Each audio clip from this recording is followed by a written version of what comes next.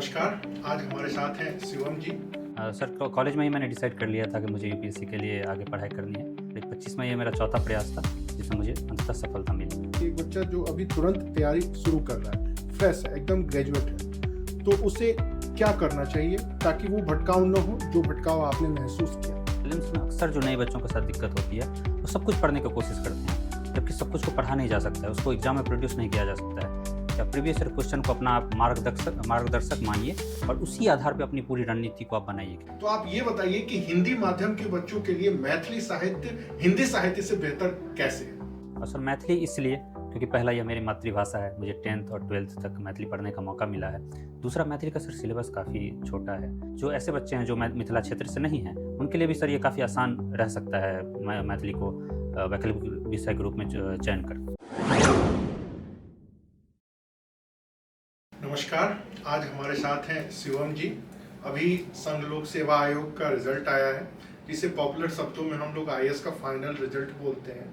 हिंदी माध्यम के परिणाम इस बार भी उतने अच्छे तरीके से तो नहीं आए, लेकिन फिर भी हम उन बच्चों के माध्यम से आपसे रूबरू कराना चाहते हैं जिन्होंने अपने प्रथम प्रयास में हिंदी माध्यम में सफलता प्राप्त की। स्वागत है आपका शिवम जी हमारे इस वार्ता में। शिवम जी, आप थोड़ा अपने बारे में बताएं कि आप कहाँ के रहने वाले हैं, आपको तैयारी करने की प्रेरणा कहाँ से मिली, आपने कब से तैयारी की और आपकी जो रैंक 597 आई है खासकर मैथिली साहित्य को लेके, तो यह विषय चुनने के पीछे आपका उद्देश्य क्या रहा? मेरा नाम शिवम नारायण झा है। मैं बिहार के मधुबनी ज़िले के सिजौलिया गांव का रहने वाला हूं। मेरी आरंभिक शिक्षा दीक्षा गांव में ही हुई है। विशेषकर मेरे माता पिता का काफ़ी योगदान हम दोनों भाइयों का आरंभिक शिक्षा में रहा है। उसके बाद मैंने IIT JEE की तैयारी पटना से की, जिसमें JEE एडवांस के आधार पर मुझे Rajiv Gandhi Institute of Petroleum Technology में केमिकल इंजीनियरिंग ब्रांच से मुझे बीटेक करने का मौका मिला 2017 से 21 तक। सर कॉलेज में ही मैंने डिसाइड कर लिया था कि मुझे यूपीएससी के लिए आगे पढ़ाई करनी है, तो मैंने प्लेसमेंट में भाग नहीं लिया था।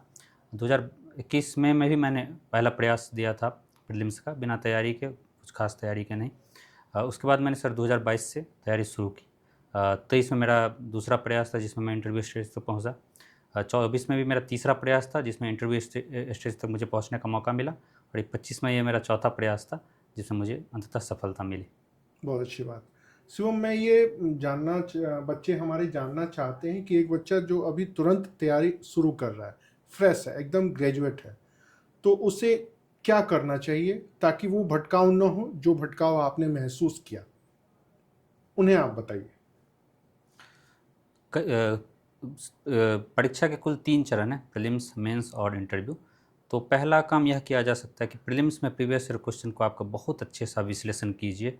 उसमें देखिए कि कौन से थीम से क्वेश्चन पूछे जा रहे हैं, क्योंकि प्रीलिम्स में अक्सर जो नए बच्चों के साथ दिक्कत होती है वो सब कुछ पढ़ने की कोशिश करते हैं, जबकि सब कुछ को पढ़ा नहीं जा सकता है, उसको एग्जाम में प्रोड्यूस नहीं किया जा सकता है।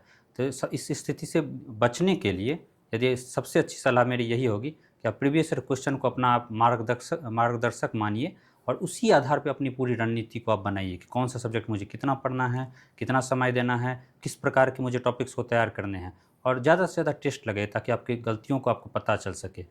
और जहाँ तक मेंस के लिए मैं नए बच्चों को सलाह देना चाहूँगा कि मेंस में मुझे लगता है कि मेरी एक कमी तैयारी में रही, जिस कारण ये चौथा प्रयास तक आना पड़ा, कि मेंस के शॉर्ट नोट्स मेरे तैयार नहीं थे, नोट्स नहीं बने थे मैं GS के टॉपिक्स के। तो उसके कारण मुझे कई दिक्कतें सामना करनी पड़ी, क्योंकि 3 महीने के दौरान सब चीज़ों को रिवाइज़ करना, कई बार रिवाइज़ करना और एग्ज़ाम में लिख पाना एक बहुत बड़ी चुनौती बन जाती है। तो यदि आपके पास शॉर्ट नोट्स पहले से तैयार हैं, जिसमें डेटा, फैक्ट्स, इंपॉर्टेंट टर्मिनोलॉजी पहले से तैयार है, तो आप कहीं न कहीं GS में और अच्छा परफॉर्म कर सकते हैं। ये बात आप लोग ध्यान से सुनिएगा। सबसे बड़ी बात इन्होंने जो बात कही है वो ये है कि मेंस आंसर राइटिंग खूब करिए और पूरे मेंस के सिलेबस का फुट नोट्स आपके पास बना होना चाहिए कि जो 3 महीने का ड्यूरेशन होता है उसमें सिर्फ रिवीजन हो। इस बार इनकी रैंक 597 है। हमारा प्रयास रहेगा कि अगली बार 7 इसमें से गायब हो जाए।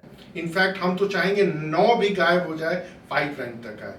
देखिए, पढ़ने से सिलेक्शन नहीं मिलता है, जैसा इन्होंने बताया सारे बच्चे पढ़ते हैं, लेकिन मूल बात है पीटी के लेवल पर क्वेश्चंस को कितने सॉल्व कर रहे हैं, और दूसरा मेंस के पूरे सिलेबस को पढ़ने के बाद पूरे मेंस के सिलेबस का एक फुट नोट्स, एक शॉर्ट नोट्स आपके पास खुद का होना चाहिए, जिसे आप खुद तैयार करें, खुद उसमें अमेंडमेंट करें, और एक शॉर्ट नोटिस में अगर GS2 पूरा कवर करना है या GS थर्ड या GS4 तो वो पूरा आप कवर कर ले। उस 3 महीने की ड्यूरेशन में कहीं भी भटकने की जरूरत ना हो, वो अपने रूम पर बैठ के पढ़े। ये सारी बातें कह रहे हैं।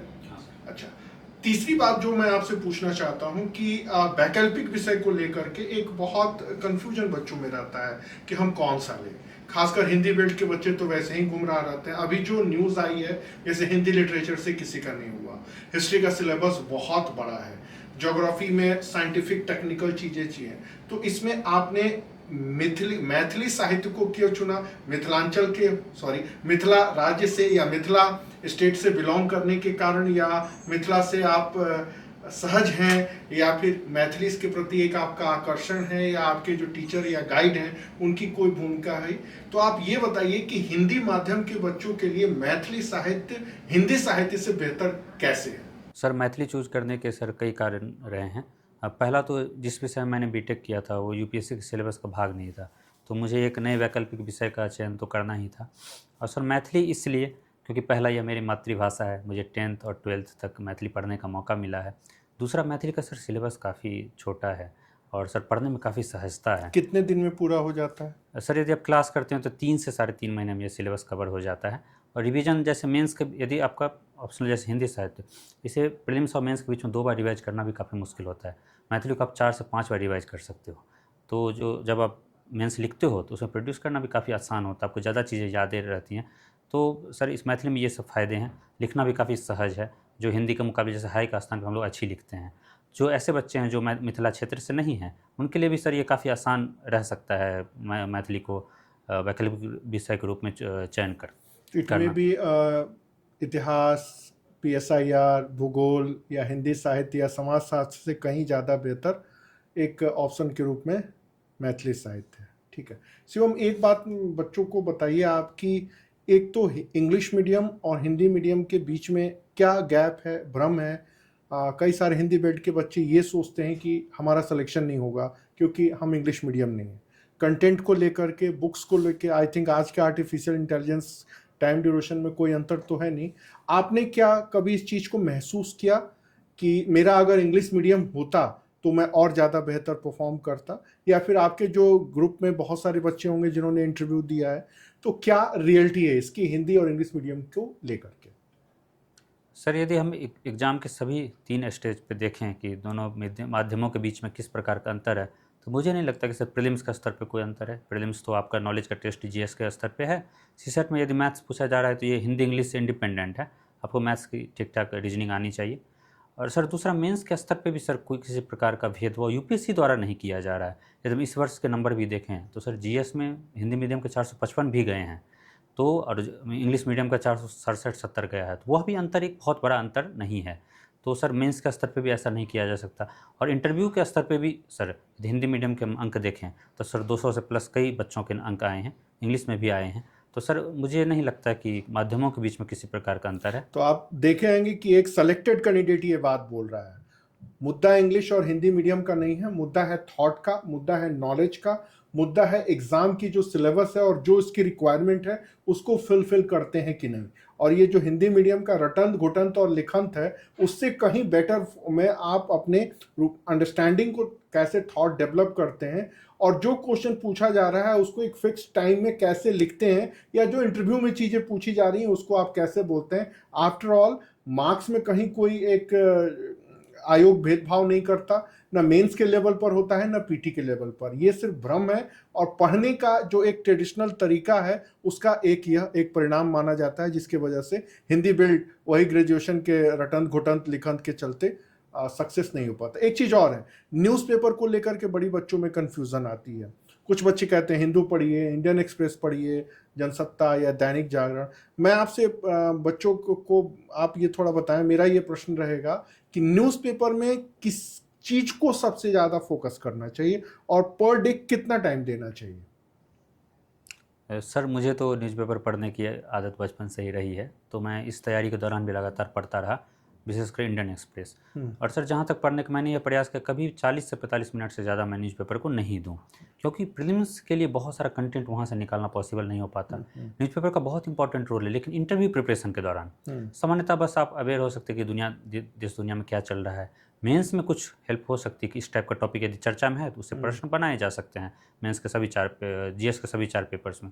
तो सर न्यूज़पेपर का एक सीमित रोल है, एडिटोरियल को आप अधिक अच्छे से पढ़िए। जो टॉपिक पे जो एनालिसिस यदि किसी अच्छे राइटर का आया है, जैसे कि आईआर के मामले पे राजा मोहन सर का आता है एनालिसिस इंडियन एक्सप्रेस में, तो काफ़ी अच्छा व्यू आपको प्रदान करता है। धीरे धीरे आपकी समझ बननी विकसित होती है आईआर के क्षेत्र में। इस प्रकार के कई सारे राइटर्स हैं। Main thing is that newspaper का रोल आपके अंडरस्टैंडिंग को डेवलप करने में पीटी के लेवल पर बहुत ज़्यादा वो रोल प्ले नहीं करते, बट मेंस और इंटरव्यू के लेवल पर मैं भी कहता हूँ कि हिंदू से कहीं ज़्यादा बेटर है इंडियन एक्सप्रेस। और खासकर वो जो एक्सप्लेन कॉलम आता है पर डे, जो भी घटनाएं इंडिया में या अब्रॉड इंडिया में होती है उसको वो एक बहुत ही कंसाइज वे में रखते हैं।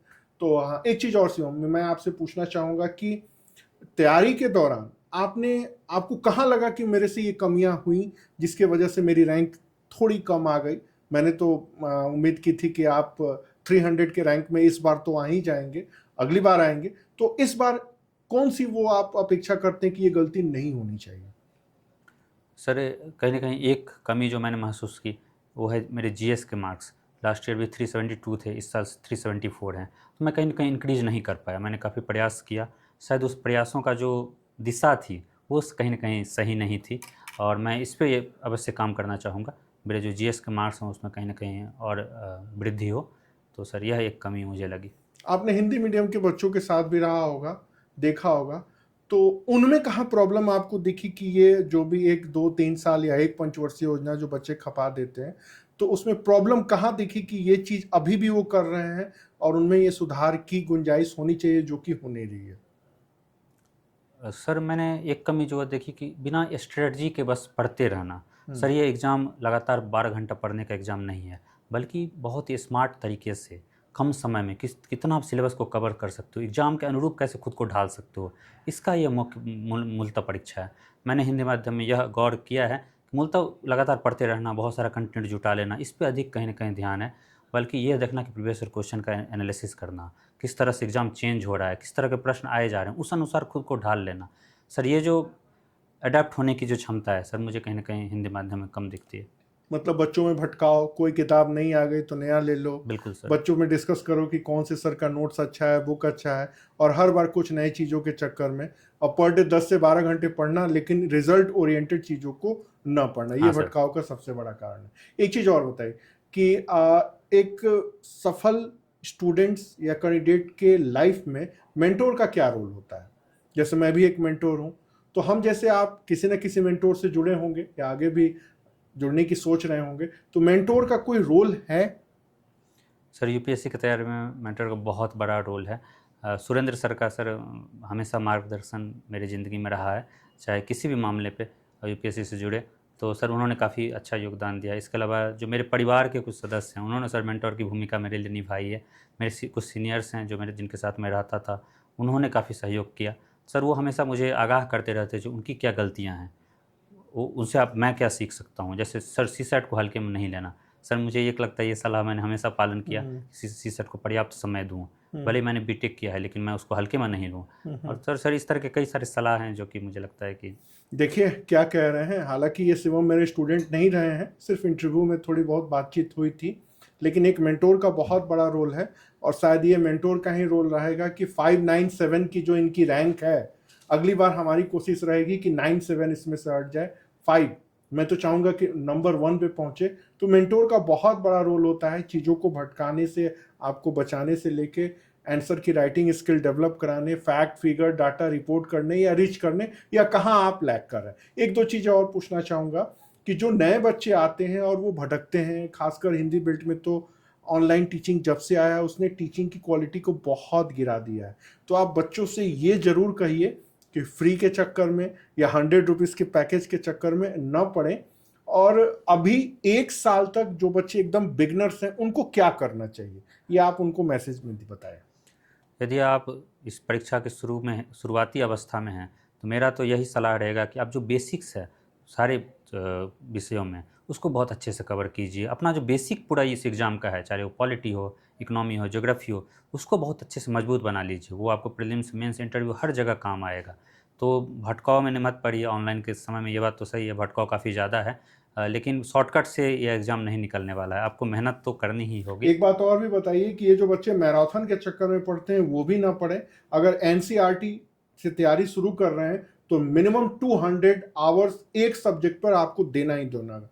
पॉलिटी पढ़िए या हिस्ट्री पढ़िए, मैराथन के चक्कर में मत पढ़िए, और लगभग चैप्टर वाइज चीज़ों को पढ़िए। और जैसे अभी इन्होंने बताया कि थॉट्स क्लियर होनी चाहिए और सारे के पॉइंट सब पॉइंट्स आपकी कॉपी में होनी चाहिए और बार बार उनको रिपीट करते रहे। एक चीज़ और, राइटिंग स्किल का कैसे डेवलप करना चाहिए बच्चे को। जैसे कोई क्वेश्चन आ रहा है जैसे पॉलिटी का कि ईरान संकट या ईरान क्राइसिस का भारत पर क्या प्रभाव पड़ेगा, इस चीज़ पर डेली घटनाएं बदल रही हैं, चाहे वो पेट्रोलियम क्राइसिस हो या हरमुज वाला मामला हो। तो बच्चे अपनी राइटिंग स्किल को कैसे डेवलप करें कि 150 वर्ड हो या 250 वर्ड हो, ये सारी बातें वो कैसे लिख सके, इनके लिए कुछ आपका सजेशन है? जो बच्चे तैयारी कर रहे हैं वो, और जो बच्चे तैयारी करते करते 2-3 साल उनके बीत गए हैं, उनके बारे में कुछ आप बताना चाहेंगे? जिन्होंने तैयारी शुरू की है उनके लिए मेरी सलाह यही रहेगा कि राइटिंग आपको करनी चाहिए, ताकि आपको इसकी प्रैक्टिस बन सके, बाद में आपको मेंस लिखने में आसानी होगी। और दूसरा, जो लगातार 2-3 अटेम्प्ट्स दे चुके हैं, उनके उनके लिए मेरी सलाह यह रहेगी कि टॉपर्स के कॉपी को अधिक से अधिक आप एनालाइज कीजिए, वो किस प्रकार से लिख रहे हैं, ये काफ़ी अधिक सहायता प्रदान करेगा। और राइटिंग का अपना एक, जैसे इंट्रो, बॉडी और कंक्लूजन का अपना टाइप है, उसमें हम कितना ज़्यादा कंटेंट लिख सकते हैं, कितना फास्ट हम लिख सकते हैं, क्योंकि टाइम का भी एक बहुत बड़ा लिमिट रहता है असली एग्ज़ाम में। तो सब कुछ का ध्यान रखते हुए आपको 3 घंटे में लिखना है, इसका प्रयास कीजिए। एक बात और, जो बच्चे ऐसे जैसे इंपॉर्टेंट सेगमेंट के इग्नोर कर देते हैं, ऐसे एक पूरी थॉट्स है, स्टेट पीसीएस का ऐसे कुछ अलग होता है, बिहार का ऐसे अलग होता है, आईएएस का ऐसे अलग होता है। तो मैं थोड़ा चाहूँगा कि आप तीनों स्टेप बाय स्टेप, एक बच्चा जो तैयारी शुरू कर रहा है उसको अपने ऐसे के लिए थॉट को डेवलप कैसे करना चाहिए? ऐसे के लिए थॉट डेवलप करने के लिए पहला तो मुझे यही सलाह रहेगा कि बहुत सारे ऐसे एक बार पढ़ लीजिए, तो आपको एक आइडिया हो कि इससे सामान्यतः लिखा किस प्रकार से जाता है। दूसरा, कि कहीं भी किसी भी प्रकार का एग्जाम्पल है, चाहे आपकी, जैसे जैसे मैं मैथिली साहित्य से कई सारे एग्जाम्पल का उपयोग ऐसे में करता था। न्यूज़पेपर यदि पढ़ रहा है, कुछ मेरे को अजीब नया लगा, अजीब लगा, मैं इसको कहीं पे नोट कर लेता था। तो इससे का भी एक अपने आप कॉपी बना लीजिए। कुछ भी आपको लगता है कि इसका मैं कहीं पे प्रयोग कर सकता हूँ, बहुत सारे कथनों की लिस्ट बनाइए, हिंदी, अंग्रेजी, संस्कृत में, जिसका व्यापक रूप से उपयोग किया जा सकता है टॉपिक वाइज। जैसे एनवायरनमेंट पे मेरे पास 10 कोटेशन है, मैं उसको कहीं पे उपयोग कर सकता हूँ। ऐसे एग्रीकल्चर पे, वुमेन पे, अलग अलग टॉपिक पे मेरे पास हैं। तो इस प्रकार से अभी से आप कंटेंट जुटाना शुरू कीजिए। प्रोसेस लंबी होगी, ये प्रक्रिया एक दिन में पूरी नहीं की जा सकती है।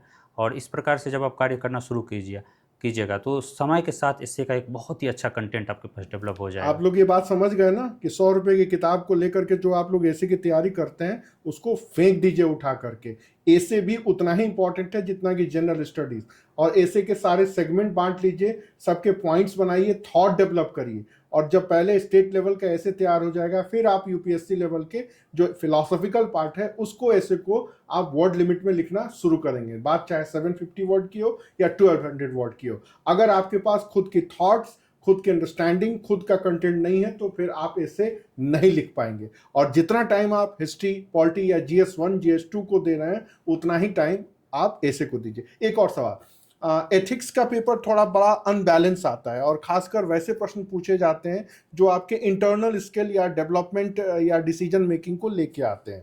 तो कोई भी केस स्टडी होती है, जैसे आपके अगल बगल की चीज़ें हो गई हैं, तो केस स्टडी के इशूज़ को कैसे तैयार करना चाहिए? जैसे हम जैसे बच्चों को बताते भी हैं कि कोई भी घटना घट गई, जैसे संबल का मामला हो या प्रयागराज में कुंभ का मामला हो या बिहार में कहीं कुछ घटना हो गया, तो बच्चे वहाँ एज ए एडमिनिस्ट्रेटर खुद को रख करके सोच नहीं पाते हैं कि मैं रहता तो इस प्रॉब्लम को कैसे सॉर्ट आउट करता। ये गुण बच्चे अपने अंदर कैसे डेवलप करें, इस बारे में आप बच्चों को बताइए। इसके लिए सबसे अच्छा कि कोई भी मामला आप न्यूज़पेपर में पढ़ रहे हैं तो उसी समय यदि आप सोचना शुरू कर दें कि इस मामले में क्या कदम उठाए जा सकते हैं, तो जब उस मामले से प्रेरित कोई केस स्टडी आता है एग्ज़ाम में तो आप बहुत बेहतर स्थिति में रहेंगे। तो मुझे लगता है कि एक न्यूज़पेपर पढ़ते समय ही थोड़ा सोचने का जो प्रक्रिया है, चिंतन करने की जो प्रक्रिया है, मुझे लगता है कि अधिक वो काम थॉट करता है। धीरे धीरे डेवलप होनी चाहिए बिल्कुल सर। कि जो घटना जो हो रही है, हाँ सर। जैसे आज पाकिस्तान और अफगानिस्तान में वॉर हो रहा है, तो एज ए फॉरेन मिनिस्टर मैं क्या स्टेटमेंट दूंगा वर्ल्ड के सामने, ये थॉट अगर धीरे धीरे लेके आएंगे तो 2 से 3 महीने में ये डिसीजन मेकिंग भी आ जाएगा। एक छोटा सा और सवाल, कि अमूमन एक बच्चे को तैयारी करने में कितना समय लगता है, 1.5 से 2 साल तो लगता ही लगता है। अपने आप को खुद को तैयार करने में आपने थोड़ी बहुत पढ़ाई की, अच्छे से की, तो 597 आया।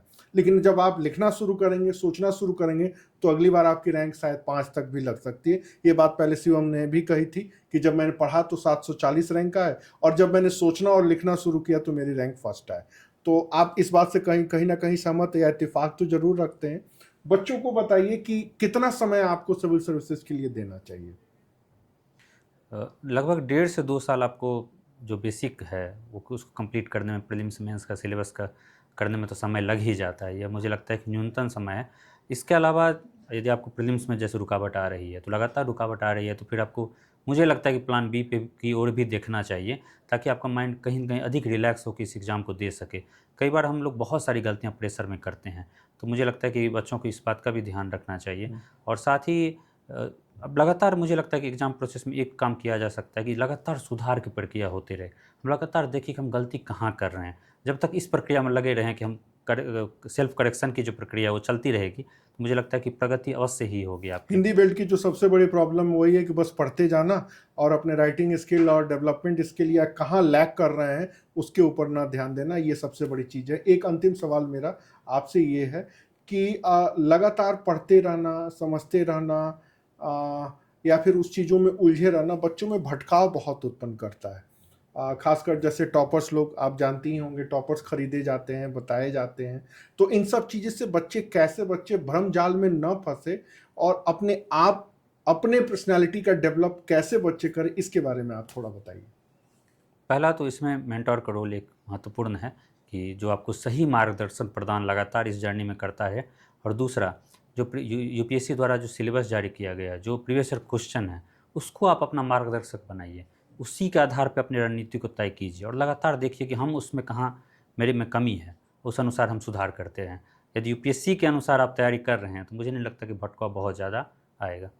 बहुत अच्छा लगा। छोटे से इस वार्ता कार्यक्रम में समय की थोड़ी कमी है, तो बहुत सारी चीज़ों पर हम लोगों ने बातचीत की। हम लोगों ने किताब के नोट्स के ऊपर कभी बात नहीं की। मूल बात है कि एक कंप्यूटर को क्या करना चाहिए और किन चीज़ों के ऊपर फोकस करना चाहिए, और दूसरी बात, हिंदी वेल्ट के बच्चे कहाँ गलतियाँ कर रहे हैं, उन गलतियों को नहीं करने की ज़रूरत है, और आपके लाइफ में एक टीचर का या मेंटोर की क्या बड़ी भूमिका हो सकती है, इन्हीं सारे मुद्दों के ऊपर बातचीत किए। थैंक्स शिवम, हमारी शुभकामनाएं आपके साथ है। समय समय पर हम लोग के साथ आते रहेंगे और ये किसी भी चीज़ के ऊपर बताते रहेंगे। बहुत सारी चीज़ें इन्होंने एकदम क्लियर कर दी कि मीडियम को लेके प्रॉब्लम नहीं है, न्यूज़पेपर को लेके प्रॉब्लम नहीं है, आयोग कहीं से भी ड्यूल बिहेवियर बच्चों के प्रति नहीं करता। जो भी प्रॉब्लम है वो बच्चों के ट्रेडिशनल पढ़ने और पढ़ाने के तरीकों को लेकर के है, और सबसे बड़ी बात थॉट को लेकर के, अपनी कमियों को न पहुंचाने को लेकर के है, और पीटी मेंस और इंटरव्यू के लेवल में जो भी एग्जाम की रिक्वायरमेंट है उसकी फुलफिल फॉलो न करने के कुछ जिम्मेदार कारणों में से। बहुत अच्छा लगा कि आपने इस छोटे से समय अंतराल में बच्चों को अपने मूल्यवान सुझाव या फिर जो भी अनुभव है उससे रूबरू कराया। हम आगे भी आपसे ऐसे ही बातें करते रहेंगे। धन्यवाद। बहुत बहुत धन्यवाद आपका।